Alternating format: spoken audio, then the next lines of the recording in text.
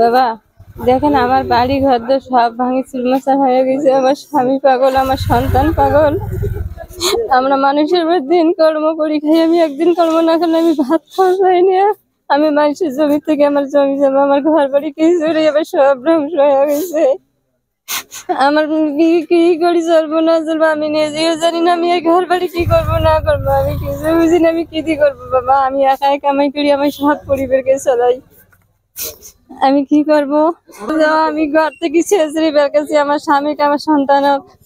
আমার ঘর ভাঙার পরে আমি ছেঁচড়ে বের আমি মানুষের বাড়ি গেছি।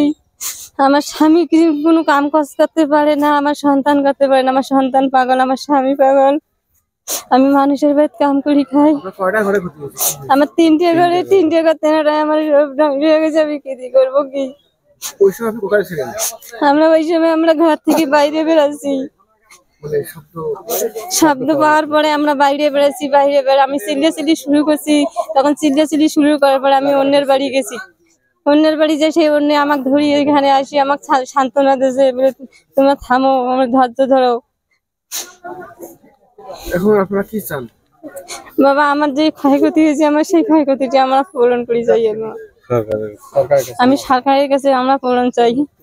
আমি অনুরোধ করছি বাবা, আমার স্বামী সন্তান সবাই পাগল, আমার কর্ম করাইয়ে নাই। আমি একাই কর্ম করি, আমার সবাইকে চালাই। আমি ভূমিহীন, আমার জমি জমা আমার কিছু নেই।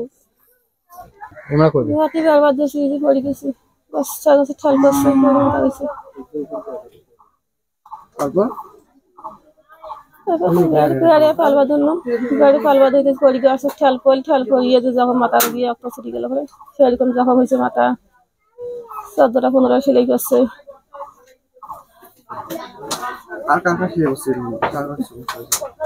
মেয়ে আছে তাই এখন অসুস্থ হয়েছে। আপনার পরিবার কতজন করে? কি পরিবার 5 জন আসলো। 5 জন এখানে ছিলেন? হ্যাঁ, এখানে 5 জন আসলো। আমার তো গাড়ি মেরে আমি কি করি খাবো? বাল্য সঙ্গে কি করি খাবো? ওরা চলাফেরা কোনো পথ নাই। আমার আমি একটা ছেলে টেলে কেউ নেই। আমার 3টে মেয়ে, তাকে নিয়ে আমি কি করি? স্বামী আছে।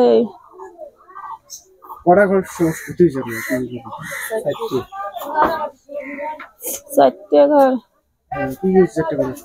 4টা তো ঘুরিয়ে ভাঙ গেছে। কিছুই নাই ঘর, বিছনাপাতি সব শেষ, জিনিসপাতি কোনো নাই। বাঁচার হয়ে মানুষের জীবন না বাঁচে, ঘর জিনিস কি হয়ে গেছে। আপনি কি চান? আমার সহজে চাই, আমি সহজে দক্ষ করতাম। আমার গাছ পরি আমার ধ্বংস হয়ে গেলাম। মহিষখোচার একদম সীমান্তবর্তী এলাকা এবং পলাশীর সীমান্তবর্তী এলাকা, এটাকে আয়নারপুল বটতলা বলে। এটার নামকরণ মূলত এই বটগাছটার অনুসরণ করেই। গাছটা প্রায় শতবর্ষী। আমরা জানি বটগাছ বা অশ্বত্থ গাছের মূল শিকড় থাকে না। তো বিভিন্ন সময়ে যে আমাদের বন বিভাগের কর্মকর্তা থেকে শুরু করে যা ঊর্ধ্বতন কর্মকর্তাকে অভিযোগ দেওয়া হয় যে এই গাছটা যেন তুলে নেওয়া হয়, কারণ এর পাশাপাশি প্রায় 4-5টা বাড়ি। আসলে কে শুনে কার কথা, বিষয়টা এমনই। তো দীর্ঘদিন থেকে অভিযোগ করার পরেও কোনো সুরাহা না পাওয়ার কারণে গতকালকে যে কালবৈশাখী ঝড়ের তাণ্ডব আমাদের এলাকায় হয়, আশেপাশে 7-8টা ঘর পড়ে যায় এবং এই গাছের যে পাশাপাশি 2-3টা বাড়ি একটা সম্পূর্ণ চূর্ণ বিচ্ছিন্ন হয়ে যায়। আর আমরা এখানে দেখি যে ঘরে যে লোকগুলো ছিল সেগুলো গুরুতর আহত, অনেকে এখনো উপজেলা স্বাস্থ্য কমপ্লেক্সে আছে। তো আমরা আশা করব যে এরকম যত অশ্বত্থ গাছ বা বট গাছ আছে বাংলাদেশের বিভিন্ন প্রান্তে, এই গাছগুলোকে যেন মানে ঝুঁকিপূর্ণ হওয়ার আগেই তুলে নেওয়া হয়। আমি 1 নম্বর মহিষখোচা 1 নম্বর ওয়ার্ডের সদস্য। এখানে একটা বটতলা নামে একটা গাছ আছে আয়নারপুলের উত্তর পাশে। গাছটা প্রায় 70-80 বছরের বয়স, কিন্তু খুবই ঝুঁকিপূর্ণ। নতুন রাস্তা সংস্কারের মাধ্যমে গাছটা কিন্তু খুবই ঝুঁকিপূর্ণ হয়েছে। শিকড় চতুর্পাশে শিকড় কাটিয়ে দিয়েছে।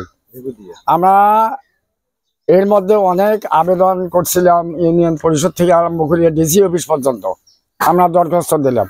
এ পর্যন্ত কোনো আমরা কার্যকারিতা না পারার কারণেই আজকে গত রাত্রে বটগাছটা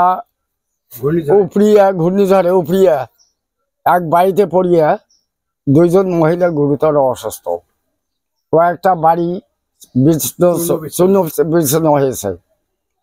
এর জন্য আমরা আপনাদের অবগতির জন্য, প্রশাসনের অবগতির জন্য জানাইতেছি যে অতি শীঘ্রই সরেজমিনে তদন্ত করিয়া আমাদের যেটুকু সহায়তা করা দরকার ওইটুকু আমরা আপনাদের কাছে সহায়তা চাই।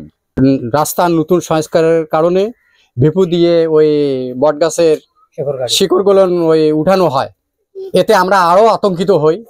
আতঙ্কিত হওয়ার কারণে আমরা আবার চিন্তা করছি, কয়েক ময়মুরব্বী এলাকাবাসী মান্যগণ্য ব্যক্তি আমরা মনে করেন ইউনিয়ন পরিষদ থেকে শুরু করি লালমিনহাট ডিস্ট্রিক্ট আদিতমারি পর্যন্ত দৌড়াদৌড়ি করলাম যে আমাদের গাছটা ঝুঁকিপূর্ণ হয়ে গেছে, এলাকাবাসী কখন কোন দুর্ঘটনা ঘটে, তো আপনারা একটু গুরুত্ব দিয়ে আমাদের গাছটা মনে হয় উঠায় নিলে মনে হয় ভালো হবে আশা করি। তো এর আমাদের কোনো এই কথায় কোনো গুরুত্ব দিল না, এটা আবল তাবল দিয়ে আমাদেরকে বুঝ দিল। দেওয়ার পর আমরা তো এখন নিরীহ অসহায় গরিব মানুষ, আমরা এখন তো আর কি বলবো আর কি করব, চিন্তায় পড়ে গেছি।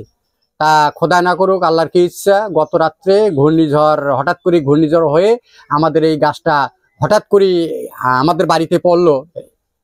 যে বাড়িতে পড়লো 2-3টা বাড়ি চুরমার হয়ে গেল, এবং এদের যে ফ্যামিলিগুলো আছে এরা অসহায় নিরীহ গরিব মানুষ, এরা নিত করে নিত খায়, এদের ক্যাশ ক্যাপিটাল বলতে 1 টাকাও নাই, দিনের ইনকাম দিনেই তাদের শেষ হয়ে যায়। দেখি যে বাস্তব ঘটনা ঘটে গেছে, এখন অনেক আহত হয়ে গেছে, দেখিয়াই সে আহত হয়ে গেছে। এখন 2টা মহিলা আবার অনেক হয়ে গেছে, অনেক অত রাত্রে ডাক্তারও তো নাই, গ্রাম্য ডাক্তারেও না। তো যাওয়ার পর এখন সেলাই টেলাই দেওয়া 10 থেকে 12টা দেওয়ার পর এখন মনে করেন যে ওরা এখন কিছু হয় না, এখন ওরা আদিতমারি মেডিকেলে। এখন এই বাড়িঘরদর এখন ওরা যদি একটু সুস্থ হয়ে আসি বাড়িঘরদর দেখে ওদেরকে সামলানো খুব কঠিন ব্যাপার হয়ে যাবে। এবং এলাকাবাসীও এই গ্রাম থেকে ও গ্রামে আসিয়া দেখতেছে, সবাই আফসোস করতেছে